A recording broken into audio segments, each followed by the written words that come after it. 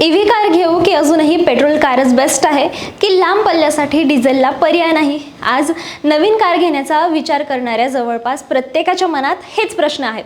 एकीकडे सरकार इलेक्ट्रिक वाहनांना प्रोत्साहन देत आहे, तर दुसरीकडे अनेक मोठ्या वाहन कंपन्या हायब्रिड कारला भारतासाठी सर्वात योग्य पर्याय असल्याचं सांगतात. त्यातच पेट्रोलमध्ये इथेनॉल मिसळण्याचं प्रमाण वाढत असल्यामुळे इंजिन आणि मायलेजबाबतही अनेक शंका निर्माण झाल्या आहेत. मग सामान्य ग्राहकाने नेमकं काय करायचं?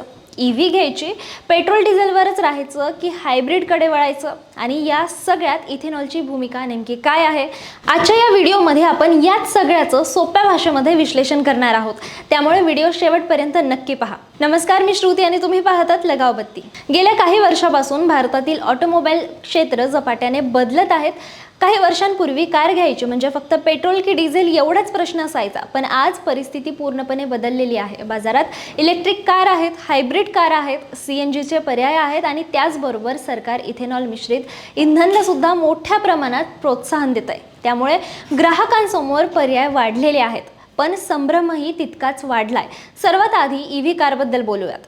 इलेक्ट्रिक कारची सर्वात मोठी जमेची बाजू म्हणजे कमी रनिंग रेट. पेट्रोल किंवा डिझेलच्या तुलनेमध्ये विजेवर चालणारी गाडी स्वस्त पडते.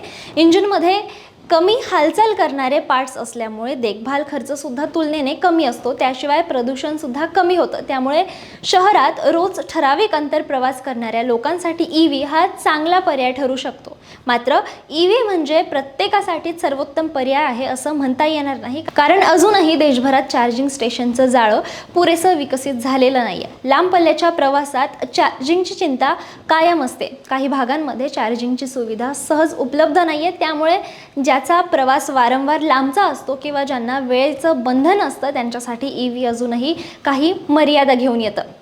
मग पेट्रोल आणि डिझेल कार आजही टिकून आहेत, कारण त्यांचेही काही मोठे फायदे आहेत. पेट्रोल कारची सुरुवातीची किंमत तुलनेनं कमी असते. सर्वत्र सर्व्हिस नेटवर्क उपलब्ध असतं आणि शहरातील वापरासाठी त्या अजूनही सर्वाधिक लोकप्रिय आहेत. डिझेल कारचं मायलेज चांगलं असल्यामुळे जास्त प्रवास करणाऱ्या लोकांसाठी त्या अजूनही फायदेशीर ठरतात.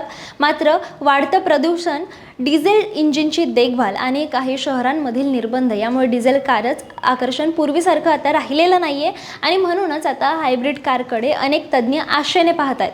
हायब्रिडमध्ये पेट्रोल इंजिन आणि इलेक्ट्रिक मोटार दोन्ही असतात. त्यामुळे शहरात कमी इंधन खर्च होतो, प्रदूषणसुद्धा कमी होतं आणि सर्वात महत्त्वाचं म्हणजे चार्जिंग स्टेशन शोधण्याची गरज नसते. म्हणूनच अनेक वाहन उत्पादकांचं मत आहे की भारतासारख्या देशामध्ये हायब्रिड हा येणाऱ्या काळातील सर्वात व्यवहार्य पर्याय ठरू शकतो.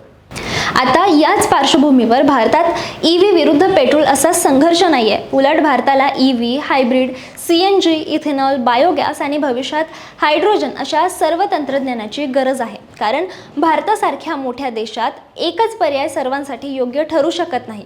आता इथेनॉलबद्दल बोलूया. पेट्रोलमध्ये इथेनॉल मिसळल्यामुळे इंजिन खराब होतोय असा दावा सोशल मीडियावर अनेकदा केला जातो. पण उपलब्ध अभ्यासानुसार आणि माहितीनुसार E10 वरून E20 इंधनाकडे गेल्यानंतर मायलेजवर साधारण 3 ते 5% परिणाम दिसून येतो. म्हणजेच काहीसा फरक जाणवू शकतो, पण सोशल मीडियावर सांगितल्याप्रमाणे इंजिनचं मोठं नुकसान होत असल्याची ठोस वैज्ञानिक पुरावा कुठलाही नाही आहे. मात्र भविष्यामध्ये E25 किंवा त्यापेक्षा जास्त इथेनॉल मिश्रण वापरायचं असेल तर त्यासाठी अधिक चाचण्या आणि योग्य तंत्रज्ञानाची आवश्यकता असणार आहे.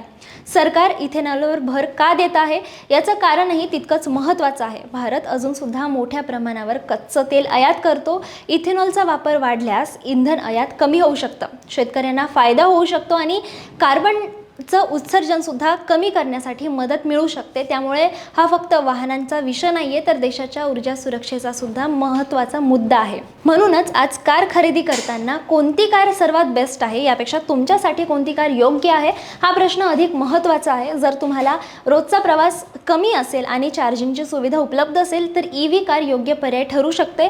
जर वारंवार लांबचा प्रवास असेल तर पेट्रोल किंवा हायब्रिड अधिक सोयीचा पर्याय असू शकतात. आणि जास्त मायलेज हा प्राधान्याचा मुद्दा असेल तर उपलब्ध पर्यायांचा स्वतंत्रपणे विचार करणं गरजेचं आहे.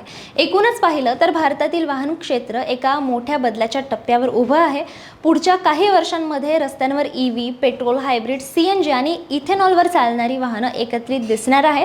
त्यामुळे भविष्यात एकाच तंत्रज्ञानाचं वर्चस्व राहील असं म्हणता येणार नाही. उलट ग्राहकांच्या गरजेनुसार वेगवेगळे पर्याय उपलब्ध राहतील. मग तुम्हाला काय वाटतं? आज नवीन कार घ्यायची झाली तर EVला पसंती द्याल, पेट्रोल डिझेललाच प्राधान्य द्याल की हायब्रिडकडे वळाल? तुमचं मत आम्हाला कमेंटमध्ये नक्की सांगा. व्हिडिओ आवडला असेल तर लाईक करा, शेअर करा आणि अशाच सखोल विश्लेषणासाठी लगाव बत्तीला सबस्क्राईब करायला विसरू नका.